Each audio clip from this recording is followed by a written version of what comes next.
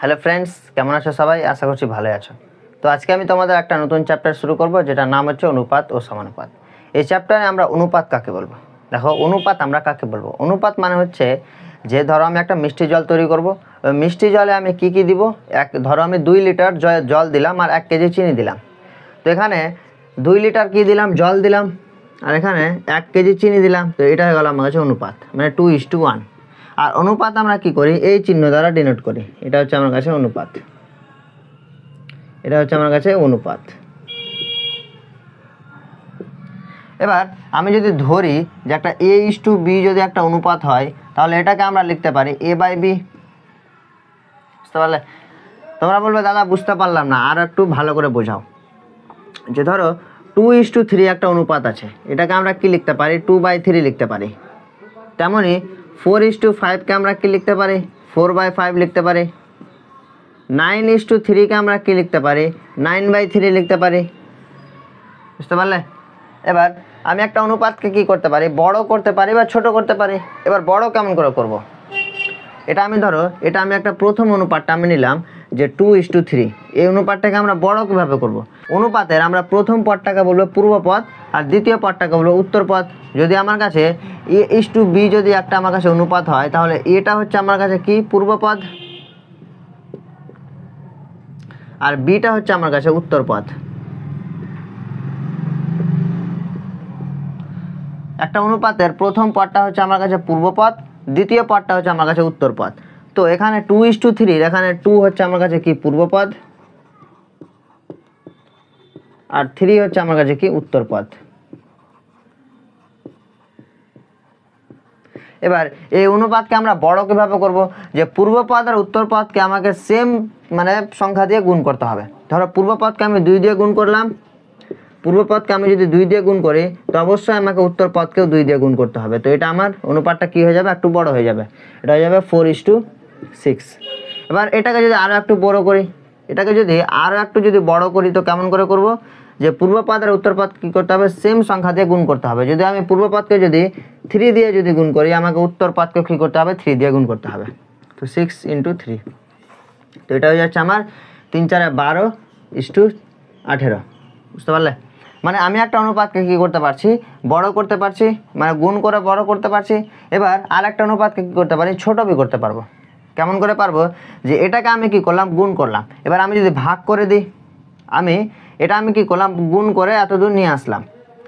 এবার আমি এর যদি উল্টো প্রসেসটা করি, এটাকে যদি 2 দিয়ে ভাগ করি, উত্তর পাটটাকে যদি 2 দিয়ে ভাগ করে দিই, কী হয়ে যাবে, ছোট হয়ে যাবে। একটা অনুপাতকে আমি কি করতে পারি, বড় করতে পারি এবং ছোট করতে পারি। এবার আমরা জানবো যে একটা অনুপাতের সামানুপাত আর বৈষম্যানুপাত কাকে বলবো। সামানুপাত হচ্ছে যে অনুপাতের পূর্ব পদ আর উত্তর পদ কি সমান, তাকে আমরা বলবো সামানুপাত। এখানে যদি A:B যদি একটা আমার কাছে অনুপাত হয়, তাহলে A = যদি B হয়ে যায়, মানে পূর্ব পদ আর উত্তর পদ যদি কি হয়ে যায়, সমান হয়ে যায়, তাহলে তাকে আমরা কি বলবো, সমানুপাত বলবো, সমানুপাত।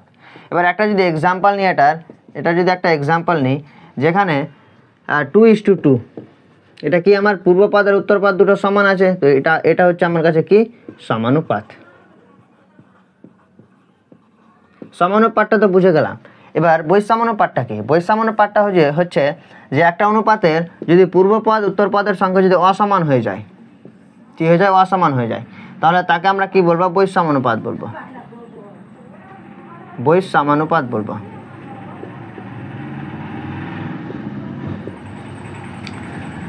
বৈষম্যানুপাত বলবো। তো বৈষম্যানুপাতের এক্সাম্পলটা হচ্ছে 2:3। এখানে পূর্ব পদ আর উত্তর পদ কি আছে, অসমান আছে। তো এটা হচ্ছে আমার কাছে কি, বৈষম্যানুপাত। আশা করছি বুঝতে পারলে। এবার যেটা আলোচনা করব, যে একটা অনুপাতের কি গুরু অনুপাত ও লঘু অনুপাত কাকে বলবো। গুরু অনুপাত ও লঘু অনুপাত কাকে বলবো।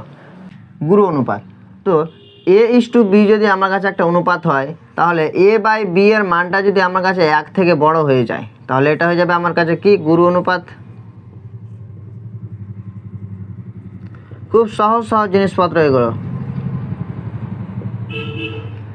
যদি A:B যদি আমার কাছে কি হয়, একটা অনুপাত হয়, তাহলে A/B এর মানটা যদি আমার কাছে কি হয়, 1 থেকে বড় হয়ে যায়, তো এটা হয়ে যাবে আমার কাছে কি, গুরু অনুপাত। যদি A/B এর মানটা যদি 1 থেকে ছোট হয়ে যায়, তাহলে এটা হয়ে যাবে আমার কাছে কি লঘু অনুপাত, লঘু অনুপাত। এবার এটা যদি একটা এক্সাম্পল দিই, এক্সাম্পল যেখানে ধরো 3:2 আছে, এই 3:2টা গুণ অনুপাত না লঘু অনুপাত এটা আমাকে বলতে হবে। তো কী করি, 3:2টাকে আমরা কী লিখতে পারি, যে 3/2 লিখতে পারি। এটা যদি আমি ভাগ করি তো এটা আসছে আমার 2 1 2, 1 দশমিকের জন্য একটা 0, 5 2 10, এটা আমার কি আসলো 1.5। তো 1.5টা কি 1 থেকে বড়, অবশ্যই 1.5টা কি 1 থেকে বড়ই। তো এখানে 1.5 আসলো 3:2 এর মানটা। তো 1.5টা কি আমার এখানে a/b এর মানটা হচ্ছে 1 থেকে বড়। তো এখানে 1 থেকে বড় মানে কি গুরু অনুপাত। তো 3:2টাকে আমরা বলতে পারি কি গুরু অনুপাত, গুরু অনুপাত।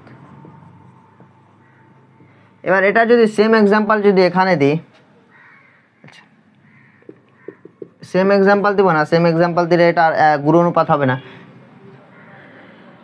এখানে যদি একটা এক্সাম্পল দিই যে 2:3, এটার উল্টোটা। এবার এটা আমাকে বলতে হবে যে গুরু না লঘু। এটা তুমি দেখো যে 2:3কে আমরা লিখতে পারি 2/3। এবার এটা যদি তুমি ভাগ করো তো কি আসবে, একটা 0 দশমিকের জন্য একটা 0, তো 3 6 18 কি আসলো 2। আবার এটা চলতে থাকবে 0 0 0 0 করে চলতে থাকবে। তো এটা আমার কি আসবে যে 0.66। তো 0.66 মানে কি আমার কাছে 1 থেকে ছোট হয়ে গেল। 0.66টা কি আমার কাছে 1 থেকে ছোট হয়ে গেল। তো 1 থেকে ছোট মানে কি লঘু অনুপাত। তো 2:3টা আমার কাছে কি লঘু অনুপাত,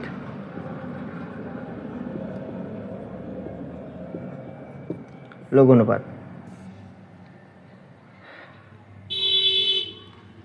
আমি একবার প্রথম থেকে রিক্যাপ করে দিচ্ছি যে কি কি আমি আজকে আলোচনা করলাম। যে প্রথমে যেটা আলোচনা করলাম যে অনুপাত কাকে বলবো, তারপর আলোচনা করলাম যে সমানুপাত ও বৈষমানুপাত কাকে বলবো। সমানুপাত হচ্ছে যে পূর্বপদ আর উত্তরপদ যদি দুটো সমান হয়ে যায় তাকে আমরা কি বলবো, সমানুপাত বলবো। বৈষমানুপাত হচ্ছে যে পূর্বপদ আর উত্তরপদ যদি অসমান হয়ে যায় তাকে আমরা কি বলবো, বৈষমানুপাত বলবো। তারপর হচ্ছে গুরু অনুপাত। গুরু অনুপাতটা কি, যে যদি a:b যদি একটা অনুপাত হয় তাহলে a/b এর মানটা যদি 1 থেকে বড় হয়ে যায় তাকে আমরা কি বলবো, গুরু অনুপাত বলবো। এবার যদি a/b এর মানটা যদি 1 থেকে ছোট হয়ে যায় তাকে আমরা কি বলবো, লঘু অনুপাত বলবো। এবার যেটা আলোচনা করব যে বিপরীত অনুপাত বা ব্যস্ত অনুপাত।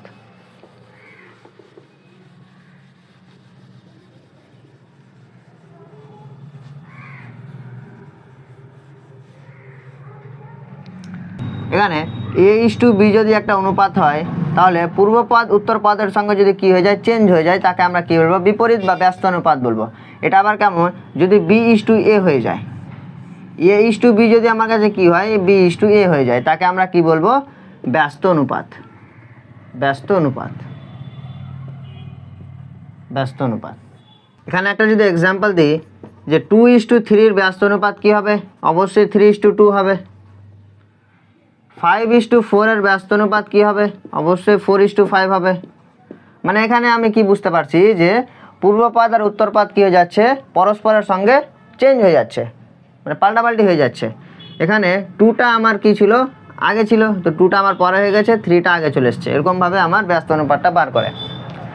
এবার যেটা আলোচনা করব যে যৌগিক অনুপাত। যৌগিক অনুপাতটা কি, যৌগিক অনুপাত, যৌগিক অনুপাতটা হচ্ছে যে যদি আমার কাছে a:b যদি একটা অনুপাত হয় এবং আর একটা অনুপাত যদি c:d হয় তাহলে কি পূর্বপদ পূর্বপদের সঙ্গে যদি গুণ হয় এবং উত্তরপদ উত্তরপদের সঙ্গে যদি গুণ হয় তাহলে a:c a:ac *bd, এটা হচ্ছে আমার কাছে কি যৌগিক অনুপাত, হচ্ছে কি আমার কাছে যৌগিক অনুপাত। দাদা আমি বুঝতে পারলাম না, একটু ভালো করে বুঝাও। অবশ্যই বুঝাবো। এটা কেমন করে আসলো যে পূর্বপদ যদি পূর্বপদের সঙ্গে যদি গুণ হয় এবং উত্তরপদ যদি উত্তরপদের সঙ্গে গুণ হয় তাকে আমরা কি বলবো, যৌগিক অনুপাত বলবো। এটা যদি একটা এক্সাম্পল দিই যে 2:3 একটা আমার কাছে কি আছে, অনুপাত আছে, এবং কি আছে 4:5 একটা অনুপাত আছে। এটা যৌগিক অনুপাত কি হবে, এটা যৌগিক অনুপাত হবে যে পূর্বপদের সঙ্গে গুণ, মানে 2 × 4 উত্তরপদ উত্তরপদের সঙ্গে গুণ। পূর্বপদ কি হলো, পূর্বপদের সঙ্গে গুণ হলো, উত্তরপদ উত্তরপদের সঙ্গে গুণ হলো, তো 3 × 5। এটা হয়ে গেল আমার কাছে কি 4 2 8 3 5 15। এটা হয়ে গেল আমার কাছে কি যৌগিক অনুপাত। তো আজকে এতটুকুই, আশা করছি ভিডিওটা ভালো লেগেছে এবং তোমরা যারা অনুপাত ও সমানুপাত চ্যাপ্টারে একেবারে কাঁচা, মানে কাঁচা বলতে মানে কিছুই পারছো না বুঝতে যে কী করব না করব। আমি তোমাদের পাশে আছি, তোমাদের পাশে আমি সবসময় আছি, যে তোমাদের কিভাবে হেল্প করা দরকার আমি সবসময় তোমাদের পাশে আছি। তো যারা এই চ্যানেলে নতুন আসো, চ্যানেলটা অবশ্যই তোমরা সাবস্ক্রাইব করবে। দেখা হবে এর পরের ভিডিওতে। ততক্ষণে ভালো থেকো, সুস্থ থেকো এবং ভালোভাবে পড়াশোনা করো। Thank you.